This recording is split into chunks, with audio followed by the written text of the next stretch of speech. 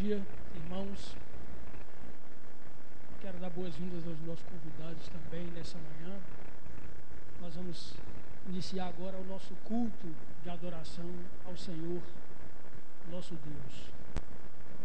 Eu estava meditando há pouco como é difícil a gente fazer algo que faz a cada domingo, e se você tem um bom tempo que é crente, algo que você já faz há tanto tempo, mas tornar esse momento algo sempre novo é muito difícil. É muito difícil a gente estar aqui nesse momento, mas ter aquela consciência do que está fazendo aqui, sabe? Que a gente não esteja aqui e de repente passe pela nossa cabeça, o que é que eu estou fazendo aqui? Mas que cada um tenha bem consciente que está aqui para adorar a Deus, para contemplar ao Senhor, nosso Deus, nosso Salvador, através da sua revelação especial, que é as Escrituras. E nós tenhamos consciência de que estamos aqui para adorar um Deus vivo que está aqui. Enfim, que a gente, nesse tempo que vamos passar aqui, tenha essa consciência plena de que nada há de tão importante, nada é mais importante senão o que viemos fazer aqui, que é adorar a Deus. Quero convidar você a abrir a Bíblia no Salmo 19 e o versículo 14 que nós vamos ler, talvez seja a oração mais apropriada que possamos fazer nesse momento em que vamos adorar o nosso Deus através do culto. Salmo 19, versículo 14. Onde o salmista Davi, exaltando a excelência da palavra de Deus, diz: as palavras dos meus lábios e o meditar do meu coração sejam agradáveis na tua presença, Senhor, rocha minha e redentor meu.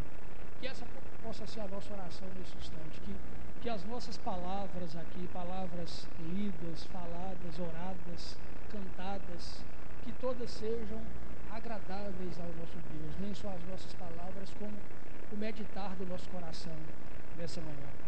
Nós temos uma liturgia, uma ordem do culto que nos chama a atenção para essa presença do Senhor, para a sua revelação a que todos têm direito de usufruir através das coisas que Ele criou, e essa revelação especialíssima que é a da sua palavra. Que possamos nessa manhã estar conectados a isso, de que o nosso Deus está presente aqui. Eu quero convidar você a ficar de pé e nós vamos cantar o hino número 13 do nosso inário, Contemplação, um hino que fala dessa realidade de que podemos ver o nosso Deus através do sacrifício de Jesus por nós. E a poesia desse hino diz: se o sol é tão forte que nós nem podemos contemplá-lo a olhos nus, a luminosidade do nosso Deus faz com que o sol pareça trevas. Muito bonita essa poesia. Então, que cantemos usufruindo da beleza da poesia, mas acima de tudo,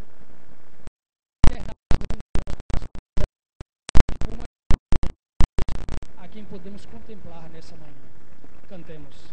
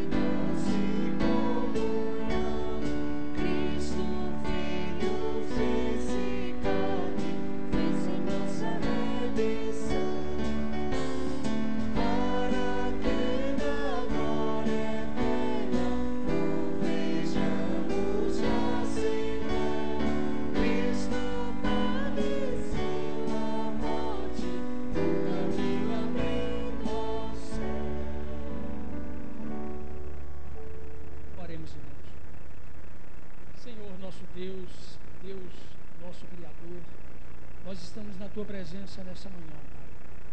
Estamos reconhecidos de que o Senhor é um Deus único, é o único Deus verdadeiro, é o único Deus que merece adoração, porque é o Deus eterno, é o Deus infinito, é o Deus criador,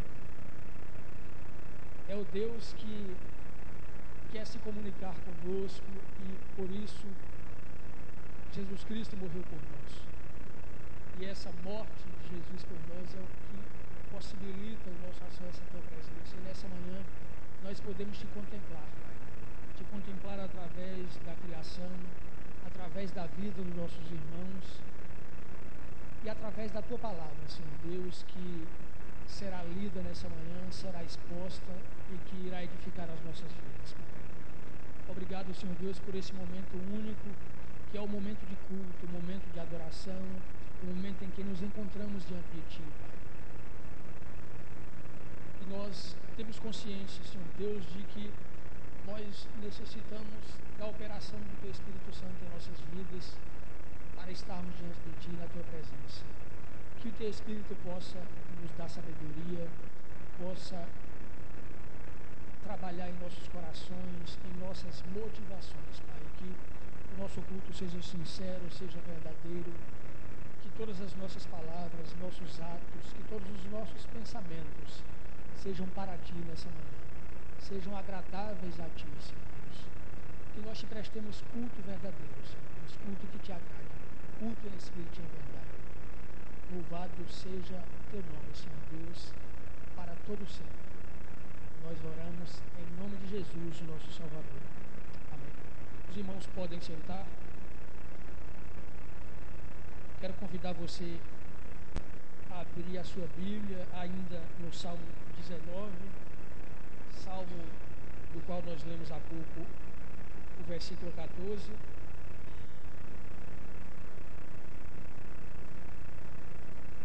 E nós vamos fazer em uníssono, ainda que assentados, a leitura dos versículos 7 a 10. Falamos há pouco que no culto nós estamos diante de Deus, diante da sua revelação. E a palavra de Deus é essa revelação especialíssima. E nesse salmo, o salmista Davi exalta a excelência dessa palavra. Como nós iremos também exaltar ao fazermos a leitura em uníssono dos versículos 7 a 10. Leamos, irmãos. A lei do Senhor é perfeita e restaura a alma. O testemunho do Senhor é fiel e dá sabedoria aos simples. Os preceitos do Senhor são retos e alegram o coração. O mandamento do Senhor é puro, ilumina os olhos. O temor do Senhor é límpido e permanece para sempre. Os juízos do Senhor são verdadeiros e todos igualmente justos. São mais desejáveis do que o ouro, mais do que muito ouro depurado, e são mais doces do que o mel e o destilar dos favos.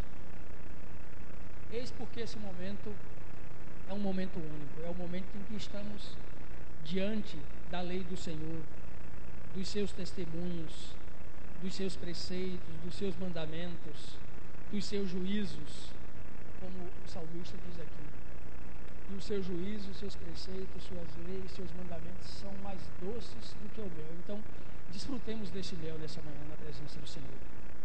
Nós vamos louvar ainda através de 2 cânticos, o cântico Grandes São as Tuas Obras, e em seguida aclame ao Senhor. Eu quero convidar a igreja mais uma vez a ficar de pé, e enquanto cantamos o primeiro cântico, Grandes São as Tuas Obras, aqueles irmãos que trouxeram ofertas, dízimos, podem vir aqui à frente trazer. Então cantemos Grandes São as Tuas Obras, e em seguida aclame ao Senhor.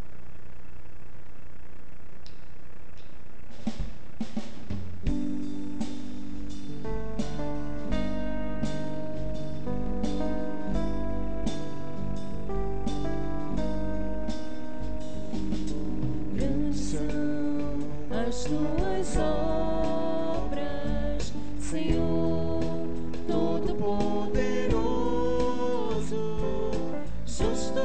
e verdadeiros são os teus caminhos. Grandes são as tuas obras, Senhor Todo-Poderoso. Justos e verdadeiros são os teus caminhos.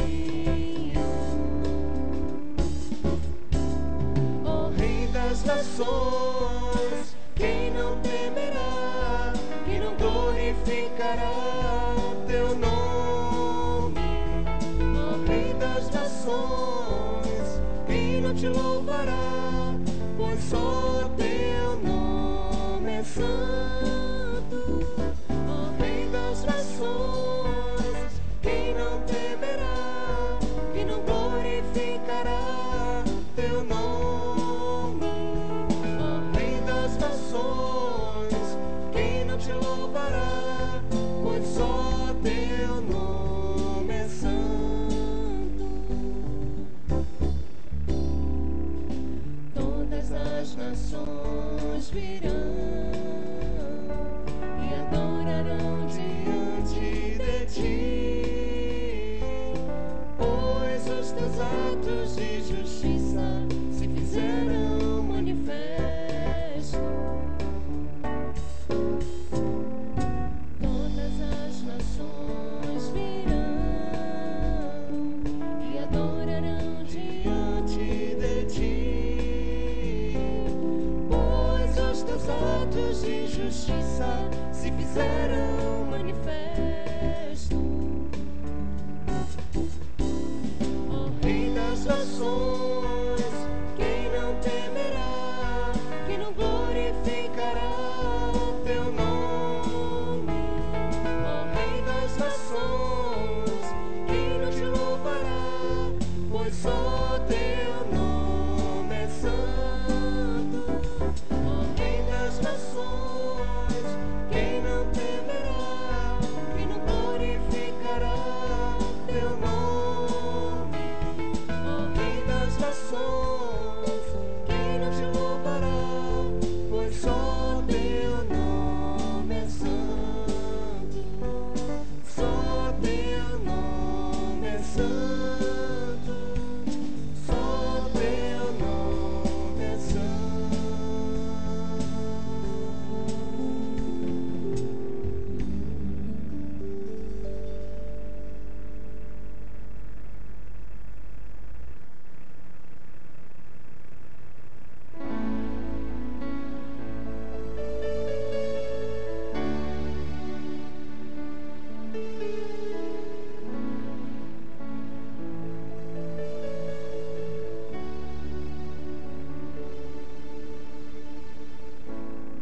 Meu Jesus,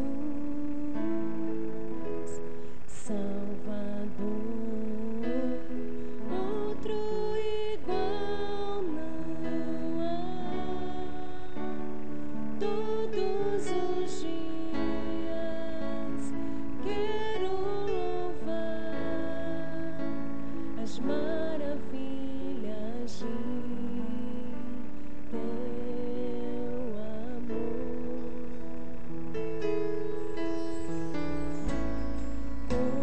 Consolo, abrigo, força e refúgio é o Senhor. Com todo o meu ser, com tudo que sou, sempre te adorarei.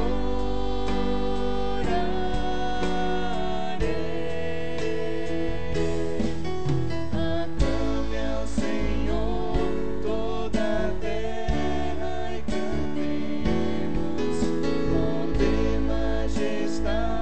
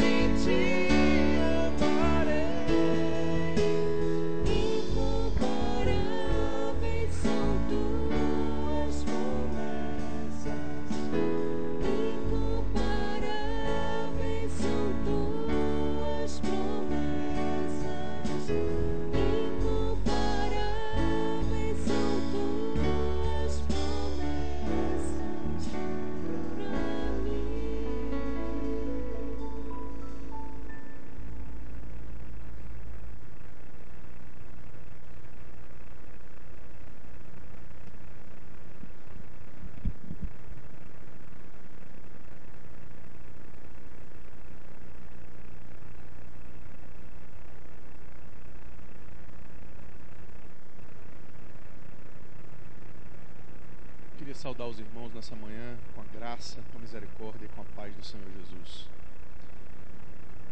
Irmãos,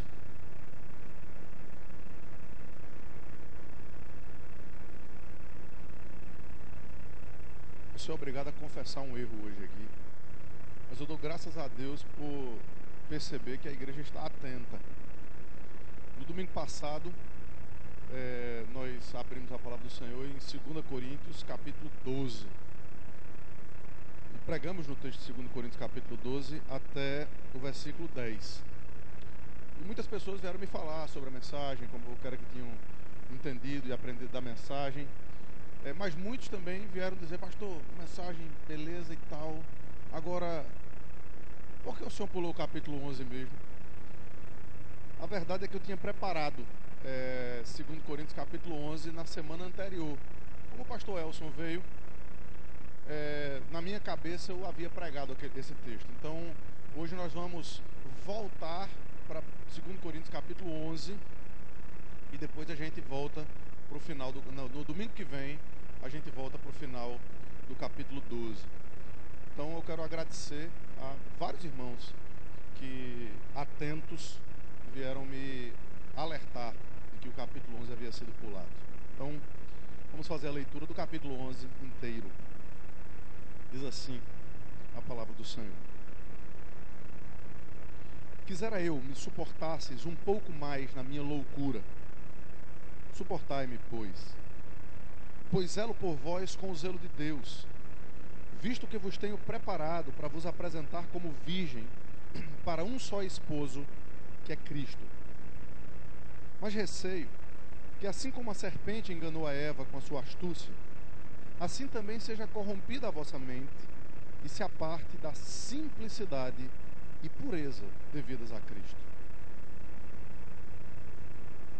Se na verdade, vindo alguém, prega outro Jesus que não temos pregado, ou se aceitais espírito diferente que não tendes recebido, ou evangelho diferente que não tendes abraçado, a esse de boa mente o tolerais, porque suponho em nada ter sido inferior a estes tais apóstolos. E embora seja falto no falar, não sou no conhecimento, mas em tudo e por todos os modos vos temos feito conhecer isto. Cometi eu porventura algum pecado pelo fato de viver humildemente para que fosseis vós exaltados, visto que gratuitamente vos anunciei o Evangelho de Deus? Despojei outras igrejas, recebendo salário, para vos poder servir. E estando entre vós, ao passar privações, não me fiz pesado a ninguém, pois os irmãos, quando vieram da Macedônia, supriram o que me faltava. E em tudo me guardei e me guardarei de vos ser pesado. A verdade de Cristo está em mim. Por isso, não me será tirada essa glória nas regiões da Acaia. Por que razão? É porque não vos amo? Deus o sabe. Mas o que faço e farei é para cortar a ocasião àqueles que buscam com o intuito de serem considerados iguais a nós naquilo em que se gloriam. Porque os tais falsos apóstolos são obreiros fraudulentos, transformando-se em apóstolos de Cristo. E não é de admirar, porque o próprio Satanás se transforma em anjo de luz. Não é muito, pois, que os seus próprios ministros se transformem em ministros da justiça, e o fim deles será conforme as suas obras. Outra vez digo, ninguém me considere insensato. Todavia, se o pensais, recebei-me como insensato, para que também me glorie um pouco. O que falo, não falo segundo o Senhor, e sim como por loucura, nessa confiança de gloriar-me. E posto que muitos se gloriam segundo a carne, também eu me gloriarei. Porque sendo vós sensatos, de boa mente tolerais os insensatos. Tolerais quem vos escravize, quem vos devore, quem vos detenha, quem se exalte, quem vos esbofeteie o rosto. Ingloriamente eu confesso, como se fôramos fracos, mas naquilo em que qualquer tem ousadia, com insensatez o afirmo, também eu a tenho. São hebreus? Também eu. São israelitas? Também eu.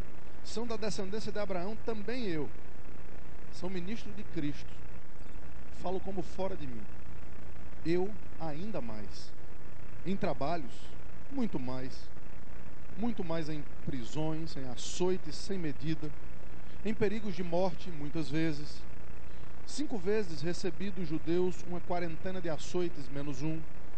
Fui 3 vezes fustigado com varas, 1 vez apedrejado, em naufrágio 3 vezes. 1 noite e 1 dia passei na voragem do mar, em jornadas muitas vezes, em perigos de rios, em perigos de salteadores, em perigos entre patrícios, em perigos entre gentios, em perigos na cidade, em perigos no deserto, em perigos no mar, em perigos entre os falsos irmãos, em trabalhos e fadigas, em vigílias, muitas vezes, em fome e sede, em jejuns, muitas vezes, em frio e nudez. Além das coisas exteriores, ao que pesa diariamente sobre mim, a preocupação com todas as igrejas. Quem enfraquece, que também eu não enfraqueça? Quem se escandaliza, que eu não me inflame? Se tenho de gloriar-me, gloriar-me-ei no que diz respeito à minha fraqueza. O Deus e Pai do Senhor Jesus, que é eternamente bendito, sabe que não minto. Em Damasco, o governador preposto do rei Aretas montou uma guarda na cidade dos Damascenos para me prender. Mas, num grande cesto, me desceram por uma janela da muralha abaixo, e assim me livrei das suas mãos. Vamos orar. Deus amado, Pai de toda graça e de toda misericórdia, mais uma vez, Senhor Deus, estamos diante da Tua palavra, da Tua doce palavra, da Tua palavra que nos instrui, que nos mostra onde estamos errados, que nos ensina, Senhor Deus, a que tipo de evangelho e que tipo de ministro nós devemos seguir, que tipo de conteúdo deve ser a sua mensagem. E por isso, Senhor Deus, nos ajuda a jamais perder a simplicidade e a pureza do evangelho. Nos ajuda, Senhor Deus, a jamais sermos enganados pelo falso evangelho. Nos faz fazer as escolhas certas. Nos faz, Senhor Deus, não dar motivos àqueles que nos lideram e àqueles que nos governam de ter que fazer o que o apóstolo Paulo fez aqui, quase que trazendo um desabafo, quase que trazendo, Senhor Deus, fazendo aquilo que não era do seu feitio fazer. E por isso nos instrui a que que sejamos tanto crentes como líderes que buscam ao Senhor em amor, que buscam viver de forma digna do Teu Evangelho e que aprendem na simplicidade do Evangelho como devem viver a vida cristã. Por isso, mais uma vez nos ajuda, fala conosco nessa manhã. Abre, Senhor Deus, os nossos corações e os nossos ouvidos para podermos compreender as maravilhas da Tua lei, para podermos enxergar e entender, Senhor Deus, qual é a largura, a profundidade, a altura do amor de Deus que está na pessoa bendita do nosso Salvador, do nosso Senhor Jesus Cristo, em nome de quem nós oramos. Amém. Irmãos, nos capítulos 10, 11 e 12, o apóstolo Paulo sai completamente da sua normalidade. Ele sai das suas características e ele começa a falar acerca de si mesmo. O apóstolo Paulo conhecia muito bem os provérbios. E nos provérbios ele até citou em um momento dado da carta que seja outro o que vos louve. Nós devemos evitar ao máximo falar bem acerca de nós mesmos. Entretanto, há algumas circunstâncias, há alguns momentos nos quais uma autodefesa é necessária, nos quais é necessário você dizer algumas verdades, ainda que não convém, como a gente viu tanto no domingo passado, no capítulo 12, quando o apóstolo Paulo chega ao ápice daquilo que ele mesmo chama de loucura, daquilo mesmo que ele chama de estar fora de si, e fala acerca de coisas espirituais, de visões extraordinárias que ele teve quando viu o céu aberto diante dele, quando foi levado em espírito ou fora de si, ele não sabe se no corpo ou se fora do corpo, até o terceiro céu. Portanto, ele chega ao cume de falar bem acerca de si mesmo, ao falar bem de como Deus o usa, de como Deus o mantém e mantém a chama viva do seu ministério. Entretanto, a gente já viu que havia dois problemas aqui na igreja de Corinto. O primeiro, ele já foi tratado exaustivamente, tanto na primeira carta, como em alguns capítulos dessa segunda carta. Havia uma divisão entre os irmãos da igreja de Corinto, porque os irmãos da igreja de Corinto, ao invés de seguir a simplicidade do Evangelho, estavam começando a seguir homens, pessoas, os ministérios de acordo com a palavra de Deus, de acordo com a verdade do Evangelho, mas alguns queriam Paulo, outros queriam Apolo, outros queriam Cefas e outros não queriam líder nenhum, e portanto houve muita confusão no meio da igreja por causa de pessoas quererem seguir homens. Mas aqui o problema é um pouco maior, porque o problema agora é que havia pessoas na igreja que estavam não apenas seguindo homens, e percebam que todos os homens que foram citados até agora são servos de Cristo, são servos do Senhor. Apolo, conhecido como um grande pregador. Pedro, não se fala. Cefas, um grande apóstolo do Senhor, considerado coluna e baluarte da verdade.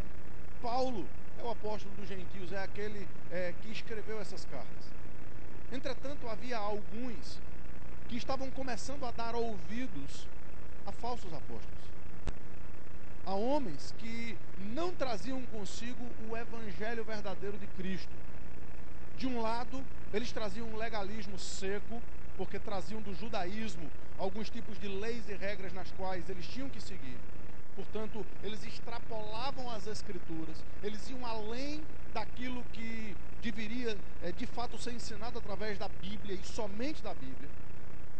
Portanto, o apóstolo Paulo vai dizer: como é que vocês podem tolerar quem vos escraviza, quem vos esbofeteia o rosto, quem diz para vocês fazerem coisas que a Bíblia não manda? Perceba que havia esse lado da moeda. E por outro lado da moeda, em alguns pontos, em alguns assuntos específicos, havia uma frouxidão moral, uma frouxidão de caráter. Havia um distanciamento daqueles princípios elementares da palavra de Deus. Portanto, o apóstolo Paulo, ele está se defendendo não porque ele queria livrar a sua pele de algum tipo de ameaça. Não, o apóstolo Paulo até fala de algumas coisas que ele já viveu aqui, ele não se preocupa. Ele diz: olha, eu tenho alguma experiência com sofrimento. E ele começa a falar acerca dos sofrimentos que ele teve. A gente vai ver isso aqui. como ele já passou por açoites, por prisões, por pedradas, como ele já desceu, foi dado como morto algumas vezes, foi descido num cesto para poder se livrar lá na cidade dos Damascenos. Há vários momentos aqui em que o apóstolo Paulo fala acerca de si mesmo, demonstrando que ele está pronto para sofrer por causa do Evangelho. Portanto, a sua defesa não é com medo de sofrer mais, mas a sua defesa é tão somente porque o que estava em jogo ali era a simplicidade e a pureza do Evangelho. Portanto, isso justifica essas palavras, ou seja, o fato dele saber que não deveria se autoelogiar, explica algumas palavras que nós podemos entender aqui. Veja aí no capítulo 11, quando ele diz logo no versículo 1, quisera eu me suportasses um pouco mais na minha loucura. Suportai-me, pois. Perceba que o apóstolo Paulo, ele está dizendo, olha, me suportem. Talvez seja loucura isso que eu esteja para dizer. E queridos, o que Paulo está querendo dizer aqui é algo fantástico. Elogiar-se, falar bem de si mesmo, é loucura. Mas é loucura mesmo. Alguém me mandou uma frase essa semana, que diz que alguns preferem a arapuca do elogio do que a extraordinária porta aberta que há na crítica. Alguns preferem ser elogiados, ainda que isso traga você para um local onde você não deve estar, no local da soberba, num pedestal onde todos nós deveríamos descer. E preferem ser elogiados, preferem ser lisonjeados, preferem que falem bem acerca de você, do que simplesmente receber algumas críticas que podem mudar o seu rumo, mudar o seu caminho, fazer com que você ande no trilho correto, humilhe você. E todos nós precisamos aprender essa lição. É loucura isso, mas veja o que Paulo diz no versículo 5. Eu suponho em nada ter sido inferior a esses tais apóstolos. Então perceba que nessa loucura de defender-se a si mesmo, ele vai começar a se comparar com outros. Ele vai começar a dizer, olha, vocês têm bases, vocês têm parâmetros nos quais vocês podem avaliar os ministérios. Façam isso. Olhem para mim e olhem para eles. Veja o versículo 6. Cometi eu, porventura, algum pecado pelo fato de viver humildemente, para que fosseis vós exaltados, visto que gratuitamente vos anunciei o Evangelho de Deus? Aqui o apóstolo Paulo vai tratar de questões financeiras com a igreja de Corinto. O apóstolo Paulo vai falar acerca de si mesmo, dizendo o seguinte, olha, eu não fui pesado a vocês, eu até despojei outras igrejas, para poder trabalhar bem no meio de vocês. Outros investiram no meu ministério, para que vocês pudessem crescer. Perceba que o apóstolo Paulo, ele cita o fato de até as pessoas de lá de onde é mesmo? Da Macedônia, pessoas mais pobres, igrejas menos favorecidas, estarem investindo no ministério do apóstolo Paulo, para que o apóstolo Paulo pudesse, de fato, pregar no meio dos coríntios. Agora veja o versículo 16. Outra vez digo, ninguém me considere insensato. Todavia, se o pensais, recebei-me como insensato, para que também eu me glorie um pouco. Veja o que Paulo está dizendo aqui. Ele está dizendo, olha, é verdade que é insensatez quando se fala bem acerca de si mesmo. As minhas razões são outras. Portanto, não me considerem assim. Mas sei que há o risco de vocês me considerarem assim, coríntios.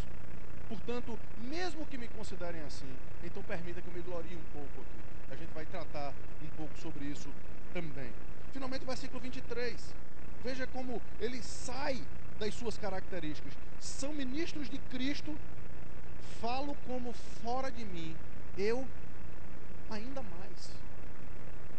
Perceba que ele diz, olha, eu sou melhor do que eles. É literalmente isso que ele está dizendo. Se eles são ministros de Cristo, eu sou mais. O que significa isso? Será que base Paulo tinha para falar essas coisas?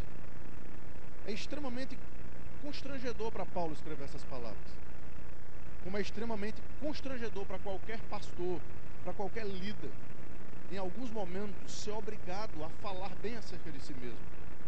Em qualquer momento ter que se defender, por conta da oposição que muitas vezes se coloca, como se colocou na vida e no ministério do apóstolo Paulo. Esse texto será dividido aqui em 4 momentos distintos, eu não vou me alongar muito. Primeiro, versículos 1 a 4, o evangelho é puro e simples. Simples assim. O evangelho é puro e simples. Em segundo lugar, versículos 5 a 15, o falso evangelho é sorrateiro e enganador. E aqui a gente vai ter que tratar um pouco sobre isso, porque muitas pessoas não sabem o que significa falso. As pessoas pensam que falso é aquilo que claramente você pode perceber como errado. Não é. O falso, o considerado falso tecnicamente, é aquilo que se parece muito com o verdadeiro. É aquilo que engana, aquilo que passa desapercebido se você não for um acurado conhecedor dos fatos. Portanto, por que é tão necessário nos nossos dias conhecermos bem a Escritura? Porque existe um falso evangelho, porque existe uma falsa ideia do que significa o evangelho. E muitas vezes nós somos tragados por isso. E eu sei, queridos, me permita trazer essa aplicação logo de início aqui, antes de entrar no assunto. Eu sei que muitas vezes nós pensamos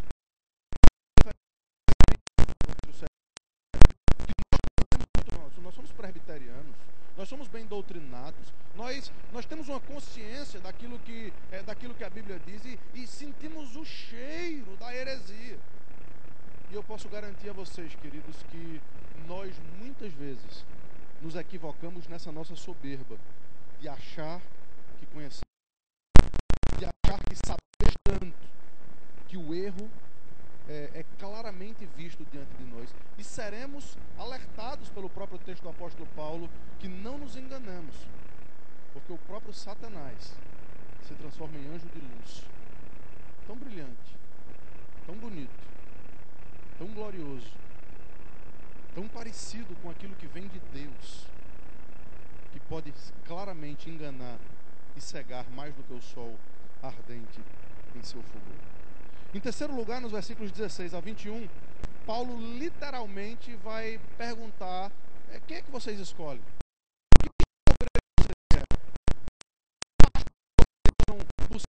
Que tipo de presbíteros vocês querem para a igreja de vocês? E finalmente, nos versículos 22, desse jeito, um desabafo. Eu tive que sofrer muitas vezes por causa de vocês, Coríntios. Veja o que eu estou passando, veja o que eu tive de passar para que vocês pudessem receber o Evangelho. Portanto, em primeiro lugar, entre os versículos 1 e 4, o Evangelho é simples. E para mudar isso, e não deve ser tolerado. Vamos ler os versículos. Procura suportar-me, pois, porque zelo por vós com zelo de Deus, visto que vos tenho preparado para vos a um só esposo, que é Cristo. E aqui está o fim do ministério da palavra. É para isso que estamos aqui, é para isso que os presbíteros, é para isso que os pastores, que os diáconos, é para isso que a liderança da igreja foi posta. Para que a igreja, passando por algumas provas, passando por alguns refinamentos, passando muitas vezes por provas de fogo que refinam, se apresenta diante de Deus. Naquele dia ser apresentado de uma forma pura, bonita. Em vários momentos da carta e de outras cartas, como aos Gálatas, por exemplo, o apóstolo Paulo fala sobre isso. Fala sobre o seu ministério para fazer com que as pessoas se pareçam mais com Jesus. Para fazer com que as pessoas entendam o mundo, entendam as circunstâncias, entendam aquilo que está ao redor de si. Hoje à noite a gente vai ver um outro tipo de comparação que nos ajuda aqui. Porque conquanto existem profetas, apóstolos, verdadeiros e falsos, existem também dois tipos de crentes. Crentes é verdade, porque Abraão e Ló eram crentes. Entretanto, existe um tipo de crente que está atado às coisas desse mundo, que ama as coisas desse mundo, que não consegue viver sem as coisas desse mundo. E ele vai sofrer as consequências disso. Assim foi Ló. Mas existe um tipo de crente que é o tipo de crente peregrino. E está por aqui, mas sabe que está por aqui de passagem. Que o seu coração não está nas coisas desse mundo. Que conquanto estivesse andando na terra da promessa, andava na terra da promessa como se fosse terra alheia. Porque estava aguardando a cidade que Deus é o arquiteto e edificador. Portanto, queridos, há diferentes tipos de pessoas. E Paulo desejava para a igreja de Corinto, o que nós desejamos para a igreja de Brotas, é que nós sejamos o tipo de crente peregrino. É que nós sejamos o tipo de crente que não está linkado às coisas desse mundo. Mas, versículo 3, mas receio que, assim como a serpente enganou Eva com a sua astúcia, assim também seja corrompida a vossa mente e se aparte da simplicidade e da pureza devidas a Cristo. Aqui são duas coisas, queridos, que precisam ser base para que a gente entenda a nossa vida cristã. A primeira coisa, o Evangelho é simples. É simples demais. E tem muita gente complicando as coisas por aí. Tem muita gente que quer transformar o Evangelho numa outra religião. Que quer transformar o Evangelho em alguma coisa ritualística. Em alguma coisa que não tem nada a ver com nós. Aquele que se tabernaculou, que veio viver do nosso jeito, do nosso meio. Veio conhecer as nossas fraquezas. Veio vestir as nossas roupas. Veio andar no meio da igreja. Veio conversar conosco. Veio ser igual a nós. Ele não veio ser superior a nós, ao contrário. Quando ele estava ensinando princípios de liderança aos seus discípulos, quando ele estava ensinando aos seus discípulos como eles deveriam ser como líderes,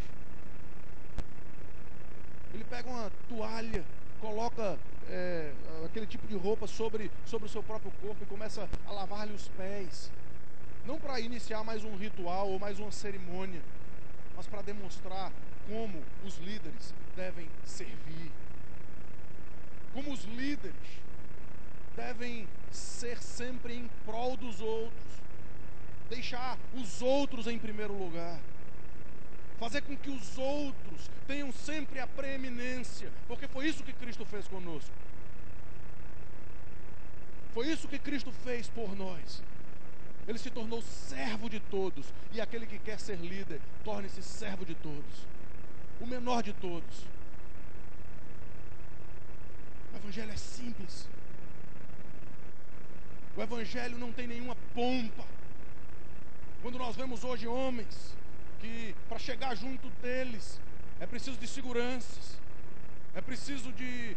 as pessoas querem tocar na sua veste, as pessoas querem chegar junto deles, queridos, isso não tem nada a ver com o Evangelho. Não eram os leprosos que queriam tocar em Jesus, era Jesus que ia tocar nos leprosos. Era ele que ia atrás das prostitutas, não para fazer o que os homens fazem com prostitutas, mas para transformar a vida delas, para mudar completamente o seu caráter, a sua maneira de ser, de viver. E muitas vezes, queridos, a falta de simplicidade do Evangelho faz com que a gente vire um gueto, faz com que a gente vire com que isso aqui se transforme em muralhas intransponíveis. Onde estão os pecadores que não estão aqui dentro?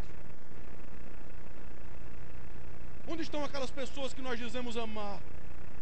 E muitas vezes queremos resolver as coisas mandando um prato de comida, ou mandando uma cesta básica, ou fazendo alguma coisa, tirando do nosso bolso, porque não queremos eles aqui dentro, ouvindo o Evangelho, tendo as suas vidas transformadas.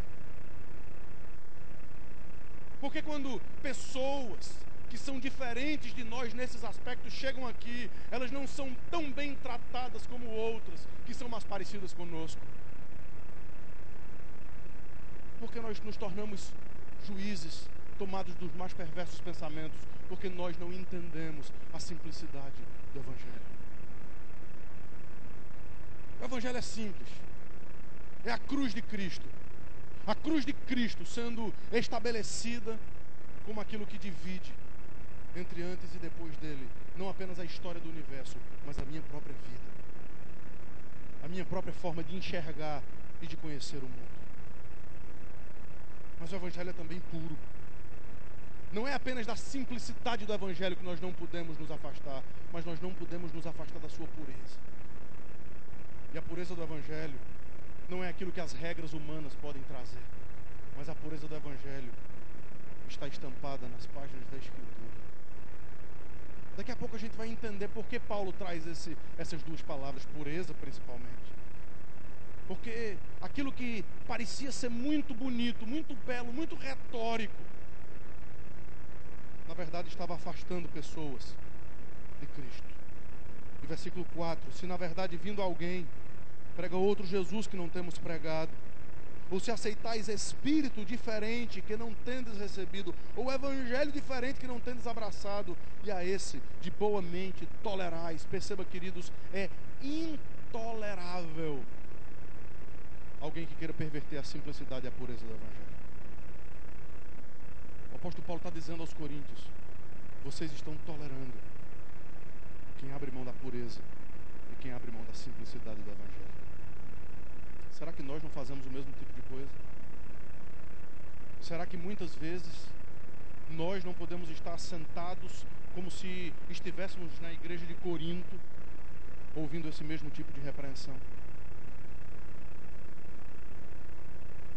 E a resposta pode ser positiva, com base naquilo que será dito nos versículos 5 a 15. Porque nesse segundo momento, a gente vai perceber como o falso evangelho é enganador. Como muitas vezes nós damos crédito àquilo que deveria ser separado de nós. E o apóstolo Paulo, ele termina falando com uma certa modéstia aqui no versículo 5, quando ele diz: porque suponho em nada ter sido inferior a esses tais apóstolos. Aqui perceba que o apóstolo Paulo está voltando a si. Ele não está dizendo imediatamente que é melhor do que eles.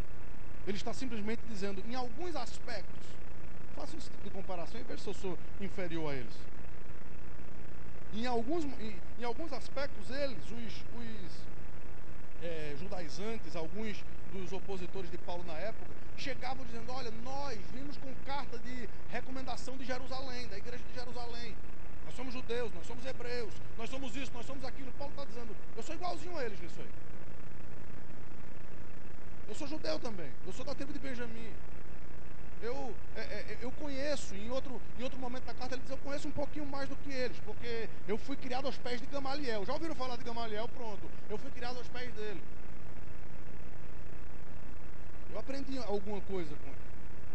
Então o apóstolo Paulo começa com essa modéstia, se igualando a esses falsos apóstolos. E versículo 6, embora seja falto no falar, não só no conhecimento. Então perceba, o apóstolo Paulo, ele também fala acerca de um problema no seu ministério.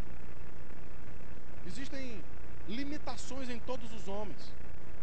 Existem pessoas que são fracas em determinadas áreas. Todos nós temos as nossas fraquezas. Todos nós temos as nossas limitações. E é impressionante, queridos, como a comparação que é feita muitas vezes, ela é desumana. Muitas vezes se compara, eu quero comparar uma pessoa com a outra.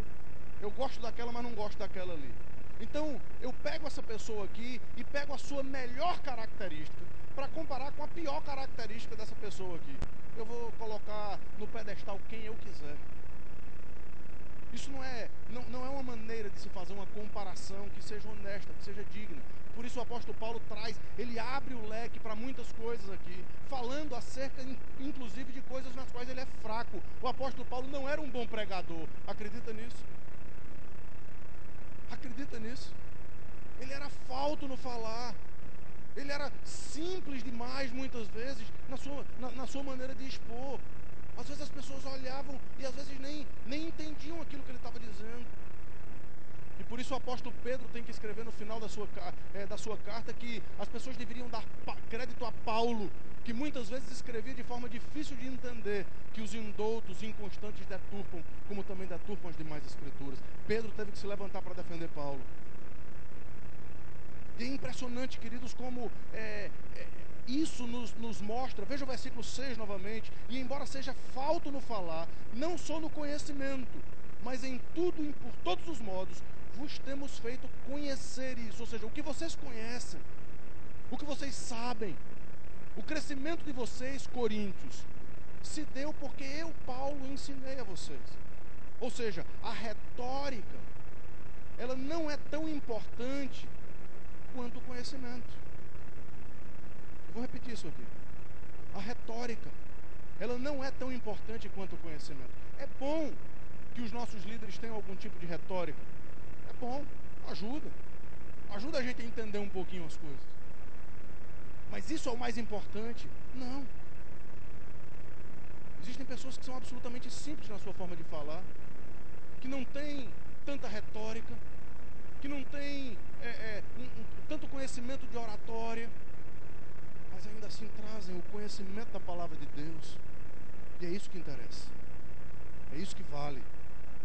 E os coríntios, eles sabiam de quem eles tinham aprendido. Agora, entre os versículos 7 e 12, o apóstolo Paulo traz uma outra comparação. Ele diz, olha, perceba como é que nós lidamos com o dinheiro.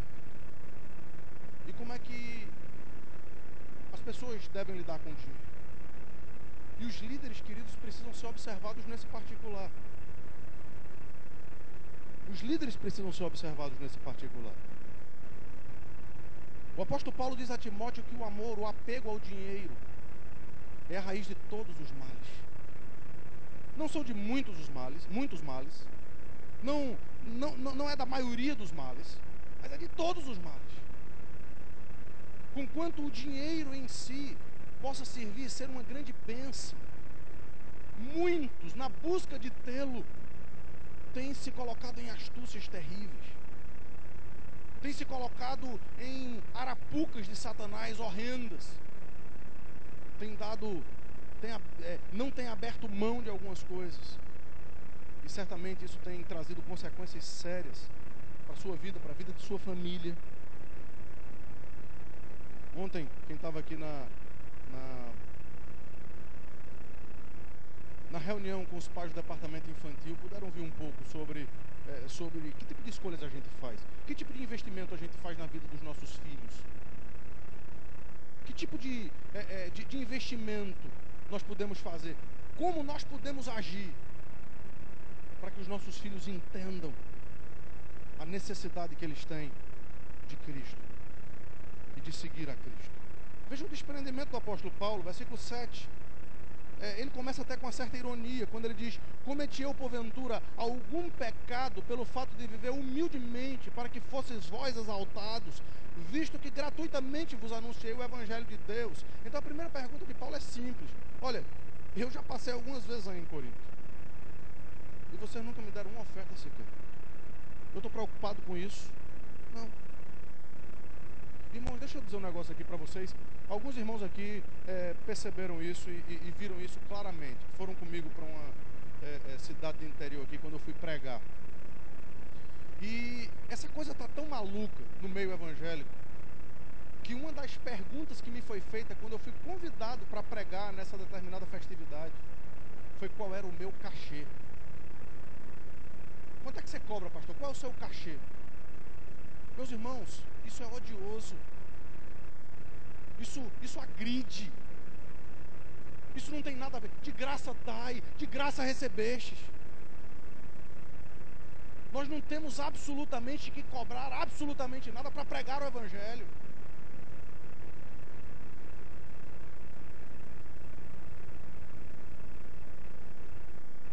E o apóstolo Paulo havia ido várias vezes no meio dos coríntios. E ele chega a dizer, eu podia cobrar isso de vocês. Eu podia, porque o trabalhador é digno do seu sustento, do seu salário. Entretanto, ninguém vai tirar de mim essa glória. Por quê? Vamos ver o que Paulo diz e entender por quê. Ele diz no versículo 8, despojei outras igrejas, recebendo salário para vos servir.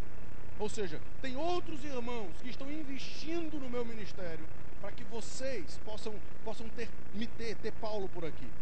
E estando entre vós, ao passar privações, não me fiz pesado a ninguém. Queridos, o apóstolo Paulo, no meio dos coríntios, passou por dificuldades. Mas ele fez questão de não trazer nenhum tipo de peso para a igreja dos Coríntios. E olha, era uma igreja que tinha condições, a gente já viu isso aqui.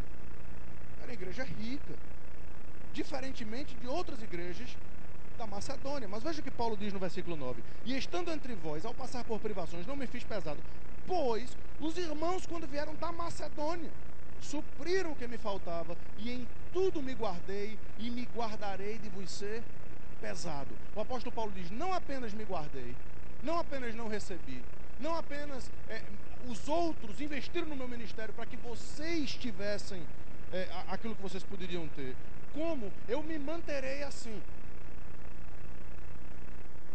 Eu me manterei assim.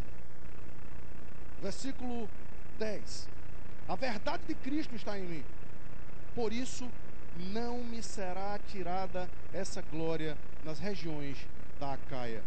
Será que Paulo estava fazendo algum tipo de diferença entre os irmãos da Acaia e os irmãos da Macedônia? Porque ele recebia com tanta tranquilidade dos irmãos da Macedônia, mas dos irmãos da Acaia ele dizia: não, de vocês eu não quero, eu não recebo, eu prefiro investir, eu prefiro colocar do meu próprio bolso. Por que será? Por duas razões. A primeira é que Paulo estava tratando aqueles irmãos, porque aqueles irmãos ricos das coisas desse mundo eram avarentos, murrinha, pirangueiro, mão fechada, não sei como é que você chama isso aqui, casquinha. O ter bastante não fazia com que eles pensassem diferente quando via as necessidades da própria igreja, quando via as necessidades dos próprios ministros, como era o caso do apóstolo Paulo, que passou privações, dificuldades. Imagine só, um homem que precisa pregar o evangelho, que precisa estar desincumbido de outras atividades, de outras coisas na mente, para poder se esmerar na pregação do evangelho, tinha agora que se preocupar com outras coisas. Por quê? Porque as igrejas da Acaia, como a de Corinto, não estavam dizendo: Paulo, o que é que você está precisando? Está aqui o que você precisa, desenvolva o seu ministério. Não. Ao contrário, os irmãos achavam que Paulo tinha demais. Esse Paulo é missionário, rapaz. Ele recebe de várias igrejas, ele é rico, ele está muito bem. E Paulo diz: eu passei privações, mas eu não fui pesado no meio de vocês. Eu passei privações, mas não fui pesado no meio de vocês. Por isso ele diz: essa glória não me será tirada nas regiões da Acaia. E a segunda razão é o que a gente vai ver agora. Era que Paulo, ele queria provar àqueles falsos apóstolos que eles mentiam a seu respeito. Porque as pessoas diziam isso de Paulo: o que Paulo quer é tosquear vocês. Então Paulo diz: essa glória ninguém vai ser me tirada não. Ele diz, versículo 11: por que razão? É porque não vos amo. Deus não sabe o que Paulo está querendo dizer com isso. Quer dizer que quando eu recebo alguma coisa de alguém é porque eu amo essa pessoa? Paulo achava que sim. Veja Filipenses capítulo 4, que você vai entender que Paulo achava que sim. Filipenses capítulo 4, o apóstolo Paulo está recebendo ofertas da igreja da Macedônia, da igreja dos Filipenses, que foi a primeira igreja da Macedônia. E ele diz: olha, eu aprendi, versículo 10, alegrei-me sobremaneira no Senhor, porque agora uma vez mais renovastes a meu favor o vosso cuidado, o qual já tinhas antes, mas vos faltava a oportunidade. Digo isso não por causa da pobreza, porque aprendi a viver contente em toda e qualquer situação. Então Paulo ficou feliz, não foi porque chegou um dinheirinho na mão dele, não. Porque tem obreiros que quando chega um dinheirinho na mão deles, eles dizem: oh, glória, bênção do Senhor.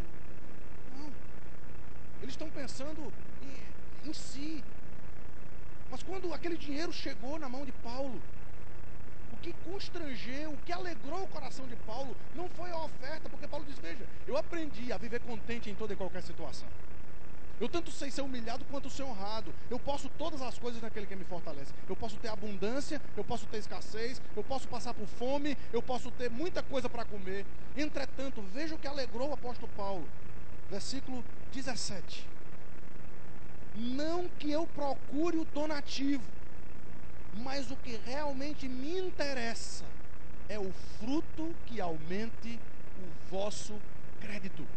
Então perceba, o que o apóstolo Paulo está dizendo é: Filipenses, eu estou muito feliz porque vocês me mandaram essa oferta, porque isso aumenta o crédito de vocês com Deus. Veja que maneira extraordinária de pensar. E por que então Paulo, é por isso que Paulo está dizendo: eu não estou recebendo, não é porque eu não amo vocês, mas exatamente porque eu amo vocês, e eu quero que vocês tenham essa vergonha. Vocês precisam dessa vergonha. Vocês precisam que se passe na cara de vocês: eu não recebi nada de vocês, eu passei privações no meio de vocês, porque vocês precisam converter o bolso. Ele está ainda naquilo que os capítulos 8 e 9 falaram para nós, sobre a questão das ofertas, dos donativos. E o apóstolo Paulo está sendo duro com aqueles irmãos ali de Corinto. Mas o que faço, versículo 12, o que faço e farei também é para cortar a ocasião àqueles que a buscam com o intuito de serem considerados iguais a nós naquilo em que se gloriam. Ou seja, esses outros apóstolos aí, esses outros falsos aí, vocês estão investindo, vocês estão dando dinheiro para eles, e eles estão se gloriando em cima de vocês. De mim vocês não vão ter essa glória, não. Eu prefiro, ao invés de ser pesado para vocês, eu prefiro que vocês sejam pesados para mim. Eu prefiro sofrer o dano, eu prefiro pagar a conta, seja lá o que for. Tem outras igrejas, outros irmãos que vão suprir essa necessidade, mas vocês precisam aprender isso. Irmãos, como nós precisamos crescer nessa graça, como nós precisamos entender a liberalidade do Evangelho em relação a essas coisas. Mas finalmente, os versículos 13 a 15 nos mostra de uma forma escancarada o cuidado que nós devemos ter com a falsidade, porque o falso parece muito com o verdadeiro. Versículo 13: porque os tais apóstolos são falsos apóstolos, são obreiros fraudulentos, transformando-se em quê? Em apóstolos de Cristo. Então, queridos, veja só, eu já disse isso para vocês, mas quando eu cresci sem poder falar uma palavra, um ai, de um pastor ou de uma liderança da igreja. Por quê? Porque era ungido do Senhor. Meu irmão, essa expressão ela precisa ser colocada no seu devido lugar. No Velho Testamento existiam ungidos do Senhor que apontavam para o ungido do Senhor, que era o Senhor e Salvador Jesus Cristo. O Novo Testamento, a Nova Aliança, não tem nenhuma distinção, nenhuma diferença, mas apenas funções distintas entre aqueles que lideram e aqueles que são liderados. E nós precisamos aprender isso de tal forma a não acharmos que não podemos nos enganar nesse particular. Porque se naquele tempo os obreiros de Satanás, os falsos apóstolos, podiam se transformar em apóstolos de Cristo, existem muitos que carregam a alcunha de pastor, de missionário, de servo do Senhor, que tem feito milhares e milhares de pessoas serem enganadas dia após dia. E nós precisamos ter extremo cuidado com isso. Mas eu repito, talvez nós achemos que isso está muito longe, muito distante de nós. Nós achamos que somos como a igreja de Éfeso, que tem tanto conhecimento das coisas, que sente o cheiro da mentira claramente diante de nós. Queridos, precisamos nos aprofundar muito mais na palavra de Deus, para não sermos levados de um lado para o outro por qualquer vento de doutrina. Precisamos muito menos de retórica e mais da verdade da palavra de Deus e da palavra de Deus somente. Porque não é apenas para aquele tempo, mas ainda hoje Satanás continua com seu mesmo poder, com sua mesma estratégia. E veja aí o versículo 14: e não é de admirar, porque o próprio Satanás se transforma em anjo de luz.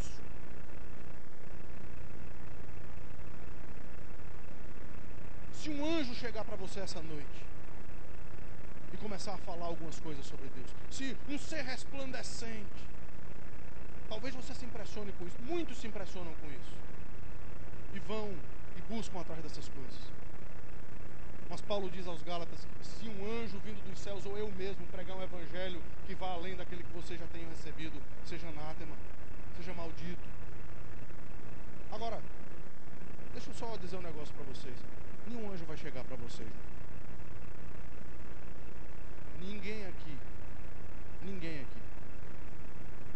viu um anjo de Deus resplandecente.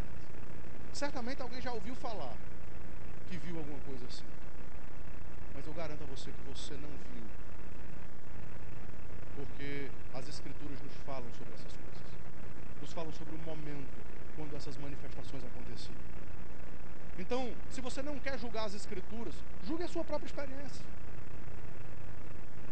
Veja que você está dando crédito ao que dizem e não ao que diz a palavra de Deus. Veja que você está dando crédito ao testemunho de uma outra pessoa. Por quê? Porque eu confio nessa pessoa. Porque é uma pessoa séria. Porque é minha mãe. Porque seja lá quem for. Paulo diz: se eu ou se um anjo vindo da parte dos céus vos pregar outro evangelho, seja maldito, seja anátema. Tiver qualquer coisa diferente, qualquer coisa distinta. Portanto, queridos, nós podemos não simplesmente nos impressionar com um anjo, mas podemos nos impressionar com alguém que se coloca na postura e no papel de autoridade sobre nós.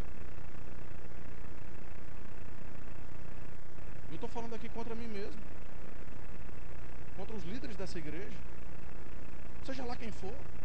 O apóstolo Paulo, quando falou, ele se incluiu. Se nós falarmos alguma coisa que vá além ou fique aquém das Escrituras, nos julguem por isso. Não aceitem.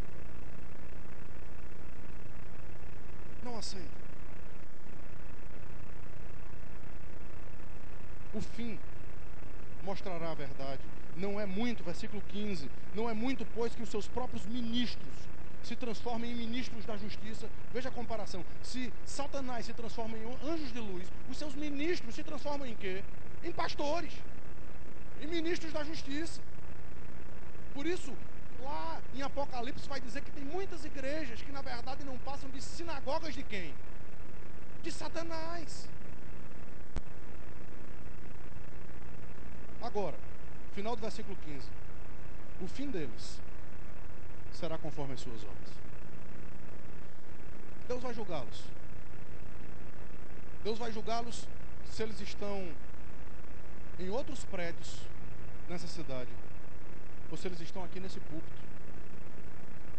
Onde quer que eles estejam, Deus irá julgá-los. E de Deus não se zomba.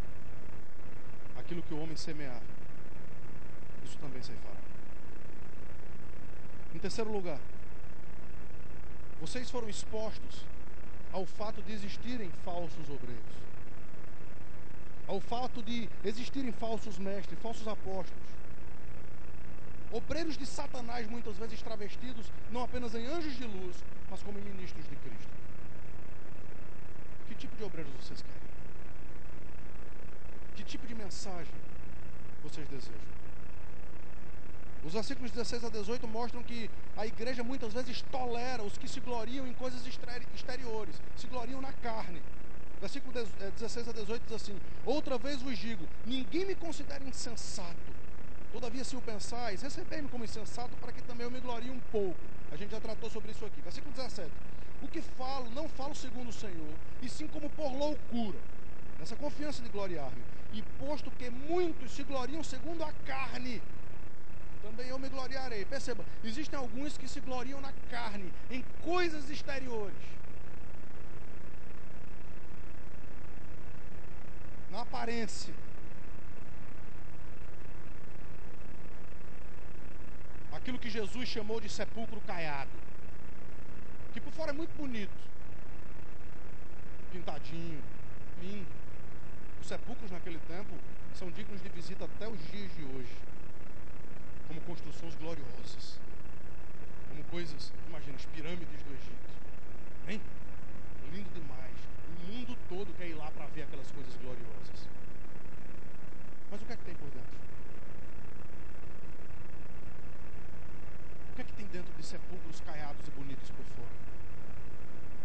Corpos apodrecidos, que viram a corrupção, mau cheiro, coisas terríveis. Então, primeira coisa, não se impressionem com o exterior. Não se impressionem com coisas exteriores. E segundo, como é que vocês podem tolerar quem tolhe a liberdade de vocês? Como é que vocês podem tolerar isso? Quem ensina para vocês que vocês podem ou que não podem fazer alguma coisa que a Bíblia não diz.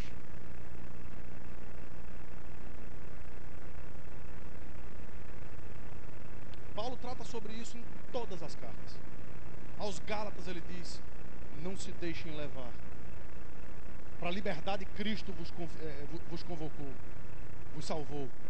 Permanecei, pois, firmes e não vos submetais de novo a jogo de escravidão.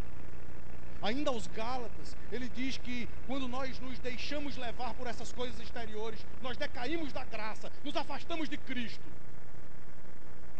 Aos Colossenses ele diz: como é que vocês podem se deixar levar por essas regras humanas? Não toques isso, não manuseis aquilo outro, não proves aquilo, segundo os preceitos e doutrinas dos homens. Essas coisas com efeito, com uso se destroem. Elas têm aparência de sabedoria, culto de si mesmo, falsa humildade, rigor ascético, mas não tem nenhum valor contra a sensualidade, contra o pecado. Veja o que Paulo diz aqui, versículo 19. Porque sendo vós sensatos, de boa mente tolerais os insensatos. Veja a primeira pergunta de Paulo nesse particular. Ele diz: vocês se acham muito inteligentes, muito sensatos. Vocês acham que vocês conseguem separar muito bem as coisas. Não conseguem. Pensando que são sensatos, vocês são tolos. Porque vocês estão se deixando levar por esses falsos apóstolos, por esses falsos mestres, por esses obreiros de Satanás. Vocês estão dando trela para eles. E veja o que eles fazem. Versículo 20: tolerais quem vos escravize, quem vos devore. O que é isso, vos devore?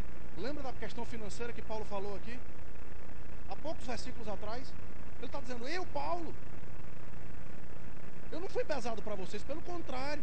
Tem outros sustentando o meu ministério para que eu possa estar no meio de vocês. Mas estes outros, eles são pesados. Vocês passam por dificuldades porque eles passaram pelo meio de vocês.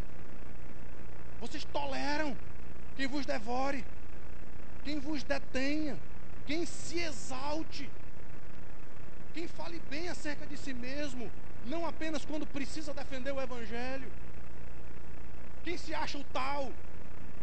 É assim que esses falsos são. Quem vos esbofeteia o rosto. Perceba, a liberdade cristã está em jogo aqui. A escravidão que Cristo nos libertou está sendo novamente detida aqui por esses que ensinam que vocês devem fazer algumas coisas que não tem nada a ver com a Escritura. Ingloriamente, versículo 21, o confesso como se fôramos fracos, mas naquilo que qualquer tem ousadia, com insensatez o afirmo, também eu a tenho. O que Paulo está dizendo é: Deus vai me dar coragem para dizer isso que eu preciso dizer. E Ele dá. E Ele tem dado aos obreiros do Senhor. E finalmente, queridos, os versículos 22 a 33. O apóstolo, tendo que ter saído das suas características normais para falar bem acerca de si mesmo, ele termina fazendo um desabafo. Ele termina dizendo: olha, se vocês querem saber como é o ministério, se vocês querem uma razão para orar pelos ministros, se vocês querem uma razão para orar por aqueles que vocês talvez só conheçam alguns tipos de histórias, deixa eu contar para vocês um pouco acerca de mim mesmo, diz o apóstolo Paulo. Ele começa nos versículos, principalmente no versículo 23, versículos 22 e 23, dizendo acerca do seu apostolado, acerca das questões carnais, quando ele diz: são hebreus também eu, são israelitas também eu, são da descendência de Abraão também eu, são ministros de Cristo, fala como fora de mim, eu ainda mais. Então perceba, o apóstolo Paulo está dizendo, essas credenciais deles, o fato deles terem esses títulos, o fato deles terem essas coisas que eles arrotam dizer que tem porque vem lá de Jerusalém com isso, eu também tenho. Eu também sou apóstolo, eu também vim lá de Jerusalém. Aliás, eu estudei em escolas melhores do que eles. Eu estudei aos pés de Gamaliel. O apóstolo Paulo diz em outro momento da carta. Mas ele diz mais. Depois ele fala dos seus sofrimentos, a partir do meio do versículo 23. Eu ainda mais em trabalhos, muito mais em prisões, em açoites sem medida. E esses açoites aqui são diferentes dos açoites do versículo 24. Porque o versículo 24 diz assim: 5 vezes recebi dos judeus uma quarentena de açoites menos um. O que é isso? Significa que o número 40 vezes era o limite que a lei permitia o número de açoites. Era o limite. Então, para demonstrar algum tipo de misericórdia, para demonstrar algum tipo de graça, aqueles que recebiam a sentença máxima eram aliviados para dizer: olha como nós somos bonzinhos, nós não vamos dar 40, vamos dar só 39, 40 menos 1. Então o apóstolo Paulo está dizendo que recebeu quantas vezes? 5 vezes. Só 3 são relatadas nas escrituras. Perceba que 2 a gente não sabe onde foi, mas a gente sabe que aconteceram, porque Paulo está dizendo aqui: 5 vezes recebi uma quarentena de açoites menos 1. Mas o que ele está dizendo aqui no versículo anterior, no versículo 23, é que recebeu muitos açoites sem medida, que era exatamente como o Império Romano dava açoites. Não tinha esse negocinho de número de 40, não. Muitas vezes ele recebeu açoitadas porque pregava o Evangelho de Cristo. E ele diz mais, em perigos de morte muitas vezes, versículo 25, fui 3 vezes fustigado com vara, uma vez apedrejado, em naufrágios 3 vezes, a gente só conhece uma na Escritura. Uma noite e um dia passei na voragem do mar, em jornadas muitas vezes, em perigos de guerras, em perigos de salteadores, em perigos entre os patrícios, em perigos entre os gentios, em perigos na cidade, em perigos no deserto, em perigos no mar, em perigos entre os falsos irmãos. É interessante o apóstolo Paulo adicionar os falsos irmãos aqui. Ele diz: eu não estou só em perigo quando eu viajo, não. Quando eu chego nas igrejas, é perigo também. Os falsos irmãos estão lá. E ele continua dizendo: em trabalhos e fadigas, em vigílias muitas vezes, em fome e sede, em jejuns muitas vezes, em frio e nudez. Perceba, queridos, que o ministério é terrível. Ele traz as suas marcas, as suas consequências. E o apóstolo Paulo diz claramente que todo aquele que quer viver piedosamente em Cristo vai sofrer essas consequências, vai sofrer perseguições. Não tem como ser diferente. O evangelho empobrece.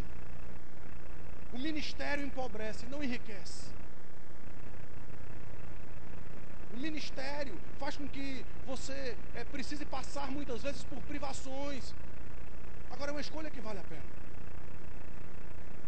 Porque o peso de glória está diante de nós, e não para as coisas desse mundo e para as coisas dessa vida.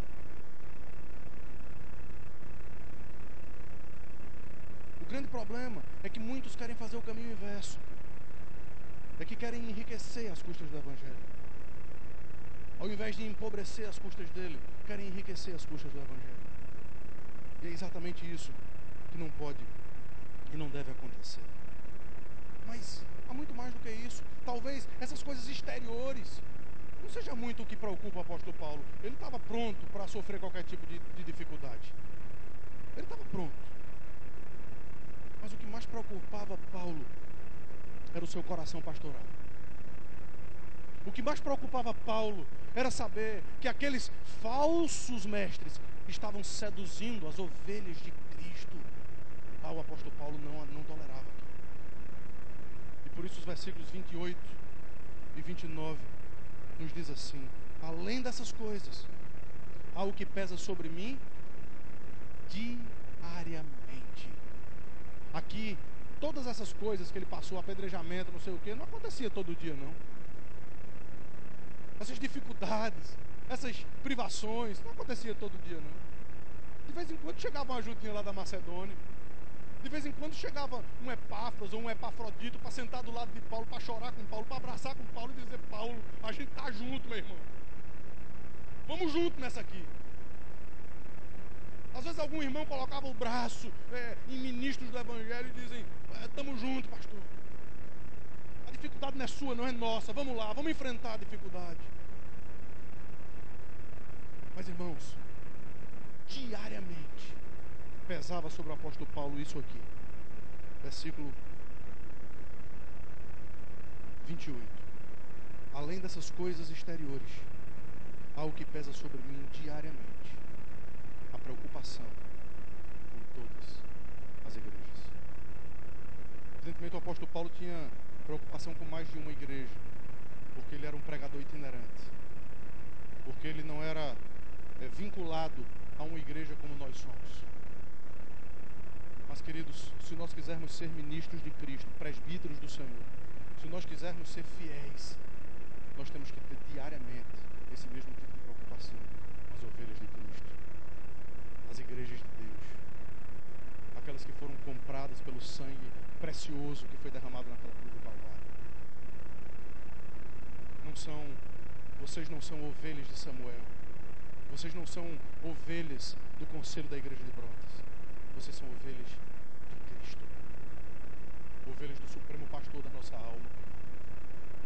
E essa responsabilidade é algo tremendo, é algo que faz tremer as nossas pernas de fato.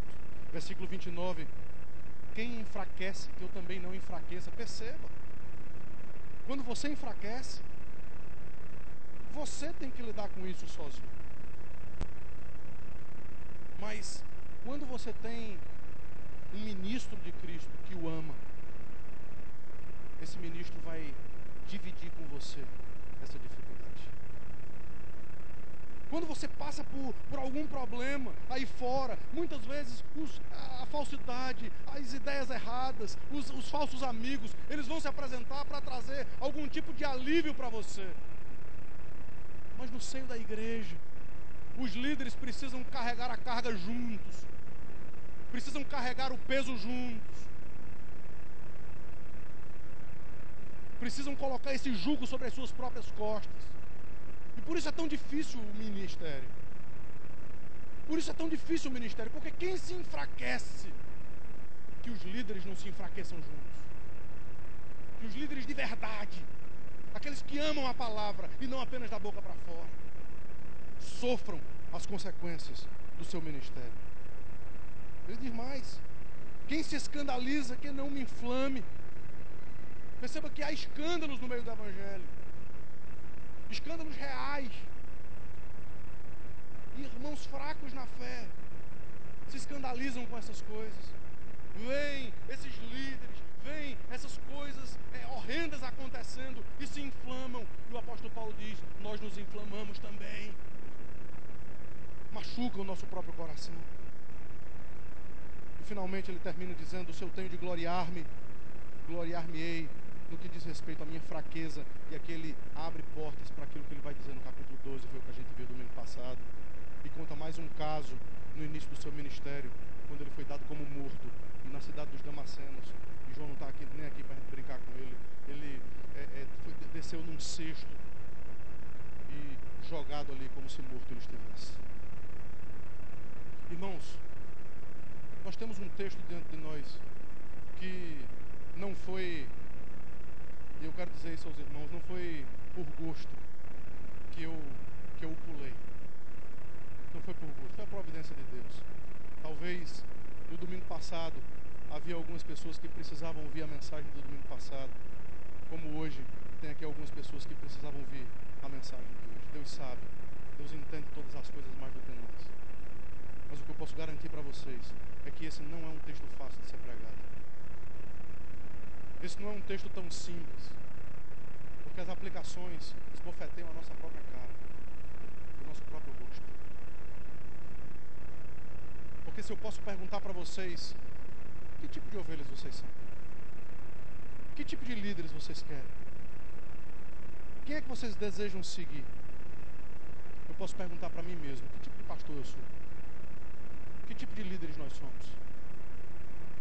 Que tipo de mensageiros de Cristo nós dizemos ser?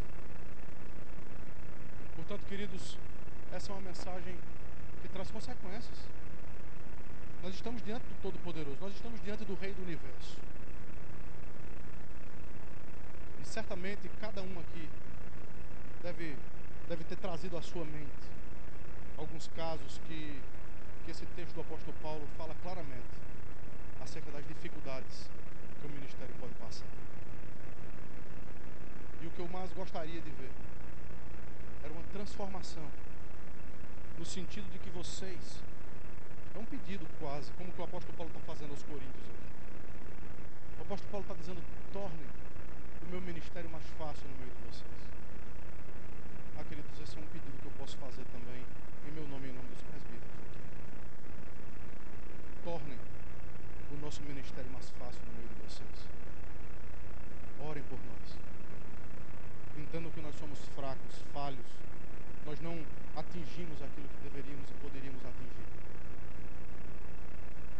Vocês também não. E por isso a gente precisa uns dos outros.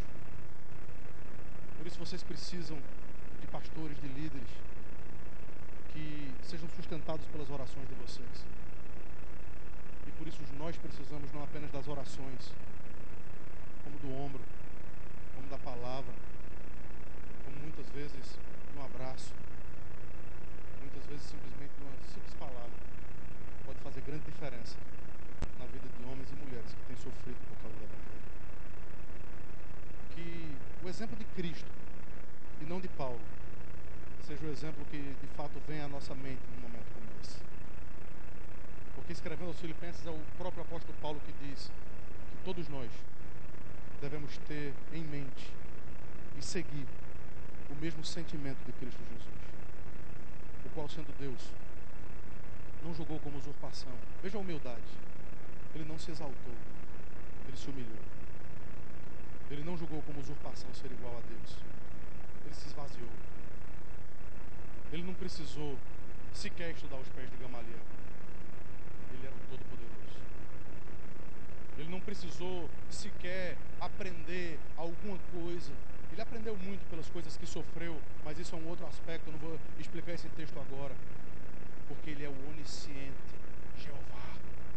Ele é aquele que conhece profundamente todas as coisas, mas ele se fez de nenhuma reputação. Ele se fez o menor dos pecadores. Ele se colocou como sendo o pecado quando ele se colocou na cruz do Calvário para receber a minha ira, a minha palavra frívola, o meu adultério, o meu furto, o fato de eu ter outros deuses diante de mim, o fato de eu quebrar o dia do Senhor, o fato de eu quebrar clara e desimpedidamente os mandamentos de Deus, como se isso não fosse comigo. Mas eu posso falar isso a seu respeito também. Eu posso falar isso sobre todos nós, porque todos nós somos pecadores e carecemos da glória de Deus. Todos pecaram e por isso estamos separados, destituídos da glória de Deus. E é por isso que essa palavra, ela não nos aponta para Paulo, mas ela nos aponta para aquele que se humilhou e foi obediente até a morte e morte de cruz. Porque só então Deus o exaltou sobremaneira e lhe deu o nome que está acima de todo nome, para que ao nome de Jesus, preste atenção, se dobre todo o joelho nos céus, na terra e debaixo da terra, e toda língua confesse que Jesus Cristo é o Senhor, para a glória de Deus Pai. Alguns aqui vão se recusar a fazer isso. Alguns aqui vão fazer isso de uma forma hipócrita. Mas naquele dia farão com toda a convicção, mas sem mais chance. No dia do inferno, todo joelho se dobrará também, nos céus, na terra e debaixo da terra. E toda língua confessará. Você um dia vai confessar que Jesus Cristo é o Senhor, para a glória de Deus Pai. Faça isso hoje, não apenas de palavra, mas de fato de verdade. Eu vou pedir, irmãos, para aqueles que puderem se colocarem de joelhos, para nós orarmos ao Senhor. E eu vou pedir ao presbítero George que vem aqui e nos eleva a Deus na oração.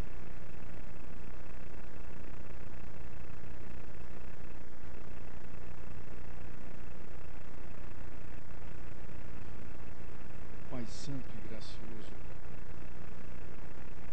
nós te bendizemos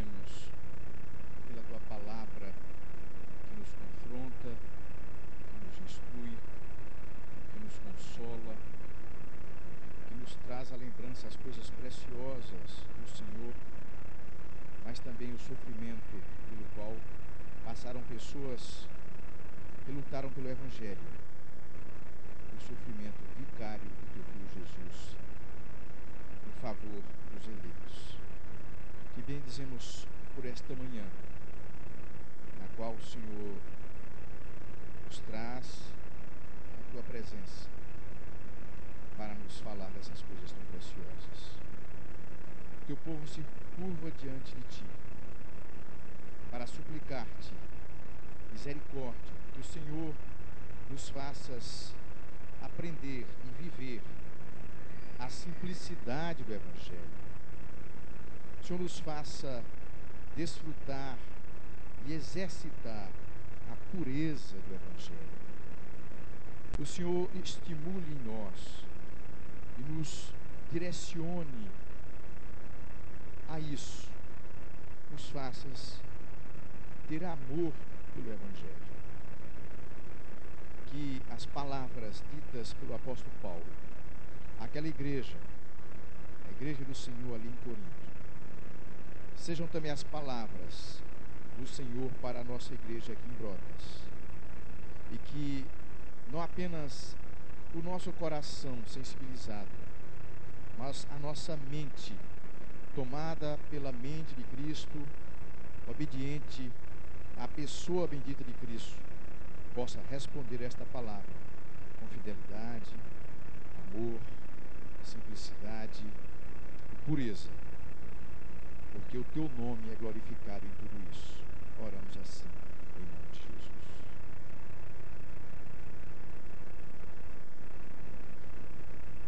Irmãos, uma das coisas mais gloriosas do culto a Deus, no contexto da aliança, é que a gente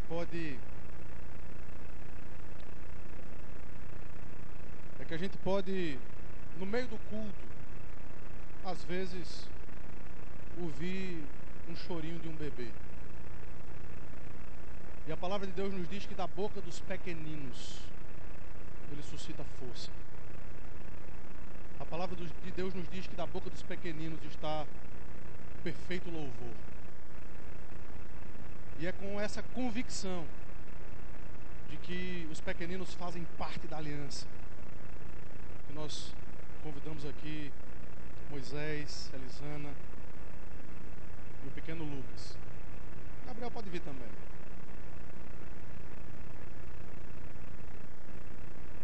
Gabriel já recebeu o selo do batismo,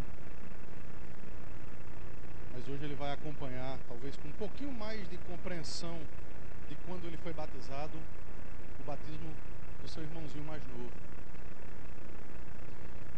E não é demais, queridos, nós nos lembrarmos que esse momento não é um mero ato religioso. Esse momento não é um momento no qual estamos aqui agindo para a salvação do pequeno Lucas. Não.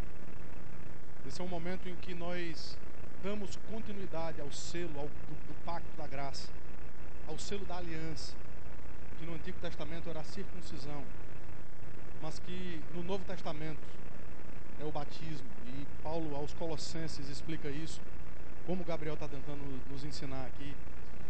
E de fato, nós estamos aqui trazendo este selo para que toda a igreja entenda que Lucas faz parte da aliança, que ele faz parte da igreja, mas é um peso que recai sobre as costas de Moisés e de Elisana. Eles estão sendo instruídos aqui. Pode descer. Eles estão sendo instruídos aqui. Gabriel. Ô Gabriel, vem cá, meu filho. Bota ela lá. Corra de ela lá também. É isso mesmo. Ele está dizendo: louvado seja Deus nas alturas. Irmãos, então o que nós vamos administrar aqui não é um simples ritual, mas um peso que recai sobre as costas de Moisés e de Elisana. Eles estão se responsabilizando aqui. por ensinar e por instruir, de acordo com o preceito de Deuteronômio capítulo 6. Diz, ó Israel, o Senhor nosso Deus é o único Senhor. E depois de estabelecer os mandamentos do Senhor no capítulo 5, ele diz assim: inculcarás nos teus filhos esses mandamentos, assentado em tua casa, andando pelo caminho, ao deitar-te, ao levantar-te. A responsabilidade de vocês sobre essas crianças é de instruí-las nos caminhos do Senhor. Vocês estão dispostos a isso? Vocês creem que a Bíblia, a palavra de Deus, é de fato a nossa única regra de fé e prática e aponta única e exclusivamente para Cristo como Senhor e Salvador nosso, e estão dispostos a ensinar essas verdades ao pequeno Lucas? Sim. Irmãos, a igreja do Deus vivo precisa recebê-los como membro do Pacto da Graça.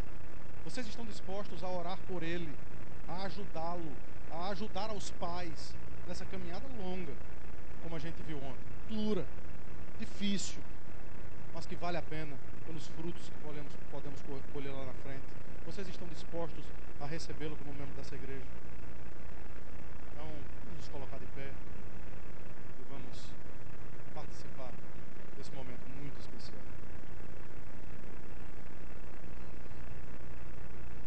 Lucas, filho da aliança, querida ovelhinha do Senhor, eu te batizo em nome do Pai, do Filho e do Espírito Santo. Senhor Deus, confirma os atos das nossas mãos. Confirma, Senhor Deus, esse momento. Não faz com que esse momento seja um mero ritual, mas faz com que muitos pais aqui renovem a sua aliança com o Senhor. Fazem com que todos nós sejamos lembrados do nosso compromisso com o Senhor em primeiro lugar. E faz com que o Senhor, na vida de Lucas, na vida de Biel, na vida de Moisés e de Elisandro, possa receber toda a honra, toda a glória e toda a exaltação. Por isso, é no nome de Jesus que nós oramos. Amém, Senhor Deus. Pode sentar.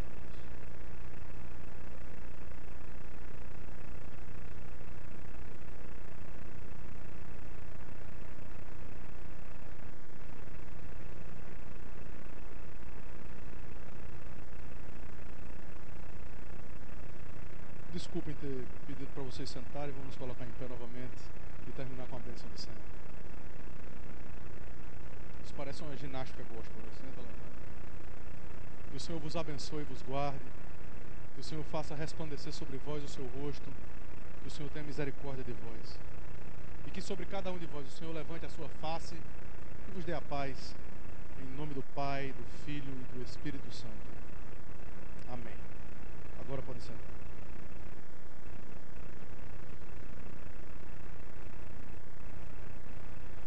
Irmãos, nós teremos daqui a pouco a continuidade das nossas atividades dessa manhã, a escola bíblica.